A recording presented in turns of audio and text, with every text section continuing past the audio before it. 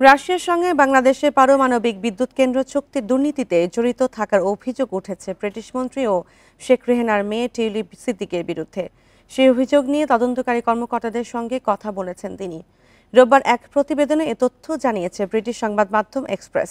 এতে বলা হয়, গত বৃহস্পতিবার যুক্তরাজ্যের ক্যাবিনেট অফিসের প্রপার্টি অ্যান্ড এথিক্স টিমের একজন প্রতিনিধির সঙ্গে দেখা করেন টিউলিপ। এ সময় বাংলাদেশে দুর্নীতি বিরোধী তদন্তে তার নাম আসার বিষয়ে কর্মকর্তাদের নানা প্রশ্নের উত্তর দেন তিনি। দুর্নীতিতে জড়িত থাকার কথা অস্বীকার করেছেন টিউলিপ। রাজনৈতিক প্রতিহিংসার শিকার হয়েছেন বলে জানান তিনি।